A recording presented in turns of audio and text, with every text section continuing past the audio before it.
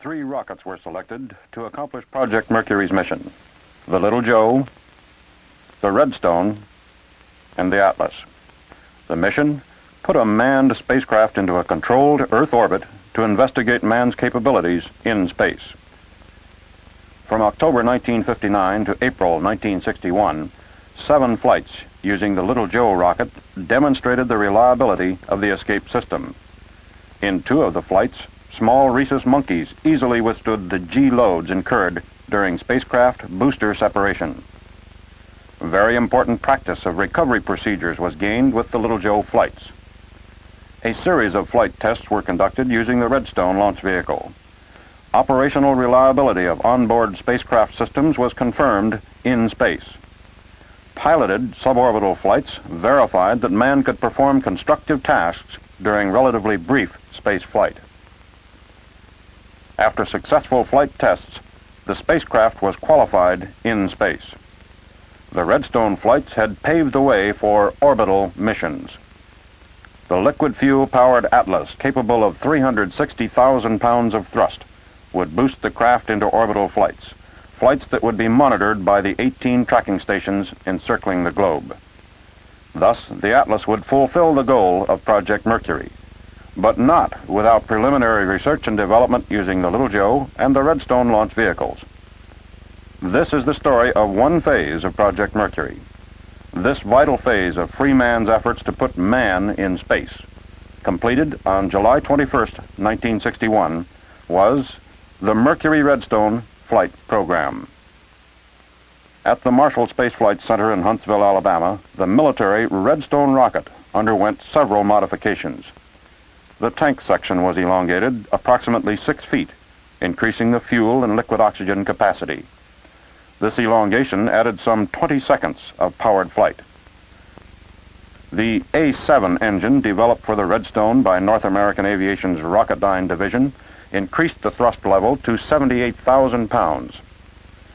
Each Redstone engine was test-fired prior to acceptance by Project Mercury. To the Mercury-Redstone was added an automatic abort system designed to ensure the safety of the pilot. The abort system can automatically sense power loss, fluctuation in thrust, deviations in programmed booster attitude, and excessive turning rates. An electrical signal will be transmitted to the spacecraft, actuating the escape rocket mechanism. Extensive tests of the abort sensing components were conducted. The low voltage detector underwent thermal stability tests for design qualification. Extensive vibration tests qualified the pressure sensor's ability to operate under stress. Major component performance under high acceleration loads was verified in these centrifuge tests.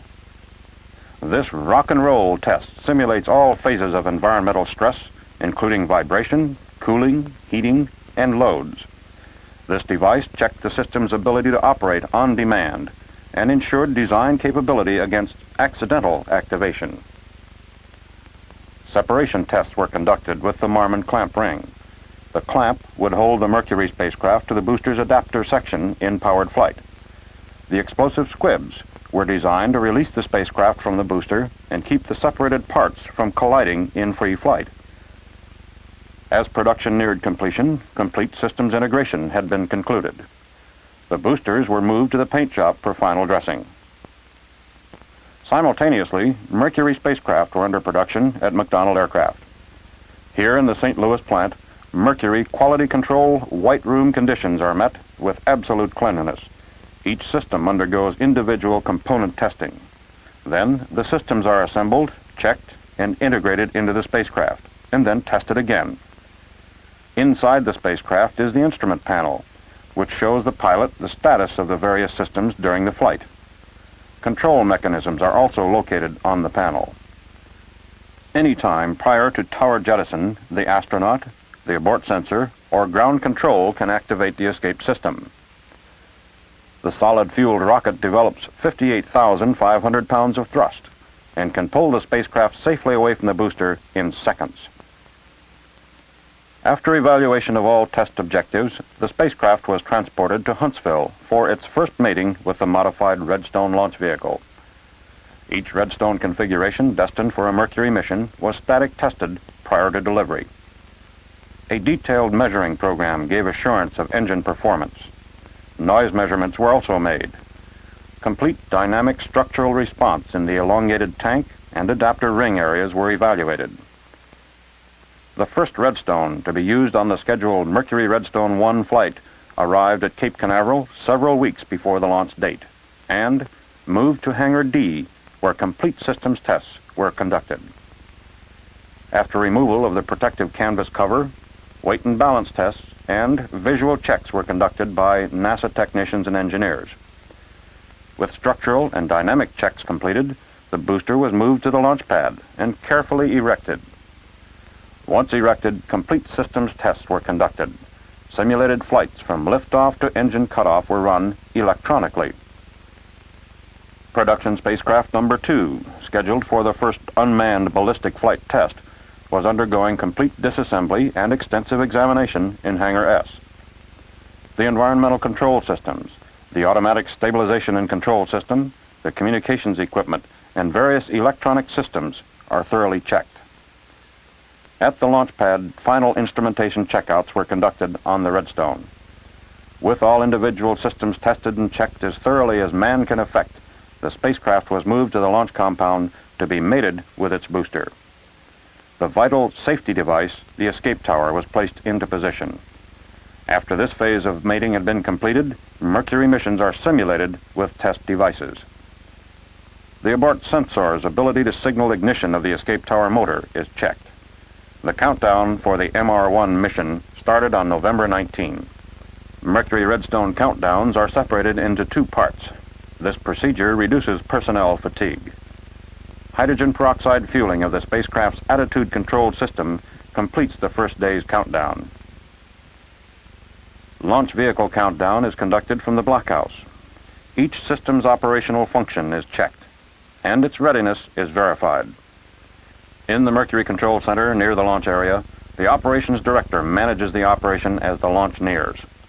The MR1 launch was scheduled to test the spacecraft systems in spaceflight and qualify the integration of the Mercury-Redstone vehicle. Test objectives were not achieved. Here, in slow motion, is what happened. The engine ignited on schedule. The booster raised off the pad about 4 inches. The 2 tail plugs supplying power to the booster failed to release simultaneously. The plug still connected allowed an electrical feedback energizing the booster cutoff relay. Upon receipt of signal, which appeared to be a normal engine cutoff, the spacecraft systems operated as programmed. The escape tower was jettisoned and parachutes were deployed. The spacecraft was not damaged, but some booster damage was incurred. Another launch vehicle arrived from the Marshall Space Flight Center and flight test MR1A was scheduled. The refurbished spacecraft was returned from McDonnell Aircraft, and the first MR flight was successfully accomplished on December 19. The heavily instrumented spacecraft telemetered data of its performance earthward. In the Mercury Control Center, the sequence monitor relayed data to NASA personnel. On a condensed timescale, this is the sequence of events during the flight. After engine cutoff, the escape tower was jettisoned by firing the escape rocket. The posigrade rocket separates the craft from the booster. Although not required on this flight, the retro rockets were fired. The rockets which will slow the craft for re-entry during orbital flights. Recovery aids were actuated and the periscope retracted. Re-entry relay was actuated. The drogue parachute was deployed. The recovery director watched the final moments of the flight and prepared the recovery forces for retrieval of the spacecraft. The spacecraft traveled some 207 nautical miles downrange after attaining an altitude of 116.6 nautical miles. A slight overspeed by the launch vehicle caused a higher than programmed 12.4 G re-entry deceleration. The spacecraft was recovered and returned to Cape Canaveral for thorough post-flight inspection. In order to reduce impact accelerations, an impact bag was developed. The 4-foot skirt, made of rubberized fiberglass, attaches the heat shield to the spacecraft. After main parachute deployment, the heat shield drops, allowing air to fill the skirt. At impact, the skirt fills with water, adding to the spacecraft's stabilization in the open sea. Meanwhile, the animal program was progressing. Designed to parallel the astronaut training segment of Project Mercury, Its primary goal was to test the environmental control system in flight. Tests were made with this specially designed pressure couch, a version of the pressure suit which would be used in manned flights. The couch was tested at simulated altitudes and pressures in the high-altitude chamber in Hangar S. Profiles were obtained to evaluate in-flight data from the scheduled MR2 mission. With selection of the chimp named HAM for Holloman Aeromed, extensive physical tests were conducted. Data from the test would help evaluate the operational performances of the environmental control system during the flight. Certain manual operations would be required of the test subject. These electrodes would transmit a gentle shock in the event Ham forgot his job. A willing test subject was prepared for the first suborbital Redstone flight test of a living animal and placed inside the Mercury spacecraft. All systems and flight programs were similar to what a man would soon experience if this flight succeeded. Test objectives of the MR2 flight were to qualify the landing impact bag, to partially qualify voice communications, and obtain a closed-loop evaluation of the automatic abort sensing system. The primary test objective was to check the environmental control system's ability to sustain life in space. Some concern was registered in the Mercury Control Center during the powered portion of the flight because Ham's pulse and respiration rates increased. The medical monitors showed Ham's heart and breathing had returned almost to normal in free flight. A faulty engine thrust regulation caused a higher than normal booster thrust, coupled with the escape tower firing, to produce a greater than normal exit velocity. These facts, plus the programmed lack of retro firing, resulted in Ham experiencing 14.6 Gs upon re-entry and overshooting the planned impact area some 90 miles. The recovery forces proceeded at full speed to the spacecraft and its important passenger. Upon impact, the heat shield struck the bottom of the spacecraft, causing 2 bolts to puncture the pressure bulkhead. The spacecraft teetered on its side, taking on water. Wave action had fatigued the impact bag and the heat shield retaining straps, and the heat shield was gone. Cabin pressure had been lost during the flight, but the suit circuit had operated satisfactorily, sustaining Ham. America's first Astro chimp had traveled 136 miles high and 363 miles downrange. He had survived several hours in the open sea and experienced approximately 6.5 minutes of weightlessness. Ham had continuously performed his tasks and suffered no ill effects. Using the MR2 spacecraft, a series of airdrop tests were conducted to incorporate changes in the landing shock attenuation system. Cables were attached to the heat shield inside the impact skirt to prohibit loss of the heat shield as in the MR2 flight. Aluminum honeycomb was installed next to the pressure bulkhead to absorb G-forces at impact. The MRBD flight test was programmed to investigate the corrections made to the Redstone as a result of the problems incurred in Ham's flight. A boilerplate spacecraft was used. The Mercury-Redstone booster development flight test was made on the 24th of March. This was a test of the Redstone and its performance. No spacecraft separation was programmed, nor was any attempt made to recover the mock spacecraft. The test was a complete success. In preparation for the MR3 flight test, the first manned Mercury mission, astronaut Alan Shepard underwent pre-launch testing and physiological data evaluations, just as had his predecessor, Ham the chimp. The spacecraft environmental system was checked out under simulated pressures with the test pilot added to the system. Medical sensors were attached with exacting care to his body. These sensors would maintain a constant analysis of the astronaut's condition during all phases of the Mercury flight. The Redstone countdown, broken into 2 parts, was proceeding on schedule. At T-123 minutes, the pilot was inserted in the spacecraft, now named Freedom 7. The MR3 flight was programmed to familiarize man with spaceflight, test the manual control capabilities of the craft in flight, and verify the communications equipment's operational status. It was airborne at 9:34 a.m., May 5, 1961. For 1.5 minutes of powered flight, the astronaut sustained the increasing G loads, and at engine cutoff, the tower was jettisoned and the astronaut was weightless. Communications throughout the flight were of excellent quality. When the spacecraft re-entered the atmosphere, some garbling was noted, but tracking and telemetry data was constant and accurate. At main parachute deployment, the Sarah beacon was transmitting, and communications were good. The recovery helicopters were within 3 miles at the time of landing. Within 5 minutes, the astronaut was aboard the helicopter, and the spacecraft had been retrieved. All test objectives were met.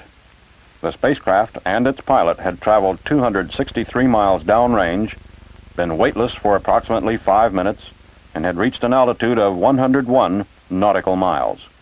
An explosively actuated side hatch was undergoing tests prior to the second suborbital manned mission. This hatch provides for an astronaut's rapid egress from within and rapid access by Recovery Forces personnel from outside the spacecraft in the event of an onboard emergency. This larger observation window would fly for the first time on the MR-4 flight. The window was designed to increase the test pilot's ability to spot land checkpoints and observe asteroidal bodies. Astronaut Virgil I. Grissom was selected as the pilot for the MR-4 mission. Prior to the flight, he observed countless tests being conducted, tests which would ready all systems for flight. Grissom's full pressure suit was essentially the same as Alan Shepard's. Ball-bearing rings were installed at the wrist to permit greater freedom of movement. The suit also had a neck dam collar to give it buoyancy in the water until rescue could be effected. Although planned similar to Mercury-Redstone 3, this flight was scheduled to further evaluate man's operation of the manual control system during periods of weightlessness. After a 2-day delay caused by weather, the MR-4 launch was accomplished on the morning of July 21, 1961. At liftoff, the recovery helicopters were airborne. A test objective of this flight was to evaluate recovery operations, including the use of the explosive side hatch egress. The helicopter sighted the spacecraft at the time of landing. The landing appeared normal. The reserve parachute had been jettisoned. As Grissom completed post-landing instrumentation checks, an emergency developed. The side hatch activated prematurely. The astronaut egressed immediately and tried to assist the helicopter's retrieval of the capsule.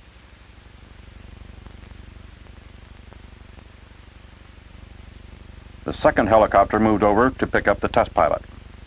After 4 anxious minutes in the water, the second Mercury astronaut was lifted safely aboard the helicopter. Water pouring into the craft's side hatch prevented the first helicopter from lifting it out of the ocean. It was forced to release Liberty Bell 7. The flight had been successful. Although a little wetter than planned, Grissom suffered no ill effects and attributed his survival in the water to the neck dam collar design on the suit. Because of its demonstrated reliability over a period of 9 years, Project Mercury chose the Redstone Launch Vehicle to evaluate first the spacecraft, then a primate, and finally man in a space environment. With 2 successful manned suborbital flights and all major spacecraft systems qualified during the Redstone boosted missions, Project Mercury prepared for the orbital flight program. Simulated Atlas flights have been conducted and training devices for the astronauts. The spacecraft orbital capabilities have been verified. The overall advancement of Project Mercury toward its ultimate goal, manned orbital spaceflight, could not have been accomplished in these 32 months without the success provided by the Redstone booster in the Mercury-Redstone program.